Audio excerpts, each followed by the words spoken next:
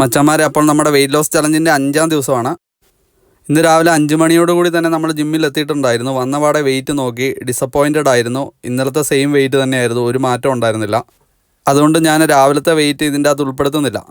ഇന്ന് ശനിയാഴ്ച leg day ആണല്ലോ, ബാക്കി വെയിറ്റ് വർക്കൗട്ട് ഞാൻ ചെയ്യുന്നില്ല. പക്ഷേ ലെഗിൻ്റെ വർക്കൗട്ട് മാത്രം ഞാൻ ചെയ്തായിരുന്നു. 40-ഉം 40-ഉം 80 കിലോ വെച്ചിട്ട് 16 എണ്ണത്തിൻ്റെ 3 സെറ്റാണ് ഞാൻ ചെയ്തത്. ബാക്കി കാർഡിയോ വർക്കൗട്ടൊക്കെ എല്ലാ ദിവസത്തെയും പോലെ സെയിം തന്നെയാണ് ചെയ്തത്. 1000 ജമ്പിങ് ജാക്സ് ചെയ്തു. കൂടാതെ 2 സ്ട്രെച്ചായിട്ട് 45 മിനിറ്റ് ട്രെഡ്മില്ലും കൂടെ ചെയ്തു. ഇന്നലത്തെ റിസൾട്ട് വെച്ച് നോക്കുമ്പോൾ മൊത്തത്തിൽ ഡിസപ്പോയിൻറ്റഡ് ആണ്. സാരമില്ല, വെയിറ്റ് കുറഞ്ഞിട്ടില്ലെങ്കിലും നമ്മുടെ ശരീരം വെയിറ്റ് ലോസിന് വേണ്ടി പരുവപ്പെട്ട് തുടങ്ങിയിട്ടുണ്ട്. അത് നമുക്ക് മനസ്സിലാകാൻ തുടങ്ങി. ആദ്യമൊക്കെ ട്രെഡ്മില്ല് ചെയ്യുമ്പോൾ 5 മിനിറ്റ് ചെയ്യുമ്പോൾ തന്നെ നല്ല കിതപ്പുണ്ടായിരുന്നു. ഇപ്പോൾ ഒരു 25 മിനിറ്റ് വരെ നല്ല ഈസി ആയിട്ട് ചെയ്യാൻ പറ്റുന്നുണ്ട്. അതൊക്കെ നമ്മുടെ ശരീരത്തിൻ്റെ മാറ്റങ്ങളാണ്. റിസൾട്ടിനെ പറ്റി ബോദർ ചെയ്യാതെ പരിശ്രമിച്ചുകൊണ്ടിരിക്കുക. വിജയം ഉറപ്പായിട്ടും നമ്മളുടേതാകും. വർക്കൗട്ടിന് ശേഷമുള്ള നമ്മുടെ വെയിറ്റ് 69-50 മച്ചന്മാരെ, എന്തൊക്കെയുണ്ട് വിശേഷം? എല്ലാവർക്കും സുഖമല്ലേ? അപ്പം ഞാൻ വർക്കൗട്ടൊക്കെ കഴിഞ്ഞിട്ട് കുറച്ച് കാര്യങ്ങൾ പറയാമെന്നോർത്ത് വന്നതാണ്. അപ്പോൾ എന്തായാലും നമ്മുടെ വെയിറ്റിൽ വ്യത്യാസമൊന്നുമില്ല. പറഞ്ഞ പോലെ ഇന്നലത്തെ പോലെ തന്നെ എക്സാക്റ്റ് സെയിം ആണ്. അപ്പം ഡയറ്റ് നമ്മൾ അത്യാവശ്യം നല്ല രീതിയിൽ നോക്കുന്നുണ്ട്. പക്ഷേ ചോറ് പൂർണ്ണമായിട്ട് ഒഴിവാക്കാൻ പറ്റിയിട്ടില്ല. അതാണെന്ന് തോന്നുന്നു പ്രശ്നം.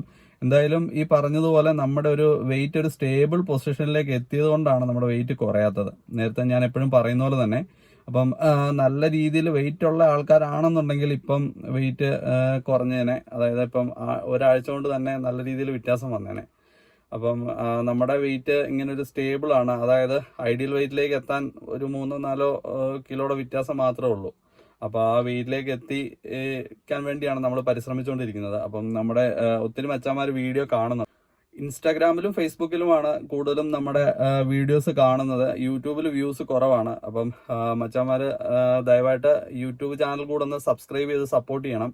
ഇടുക്കി ബഡ്ഡി എന്ന് യൂട്യൂബിൽ സെർച്ച് ചെയ്താൽ മതി, നമ്മുടെ ചാനൽ കിട്ടും.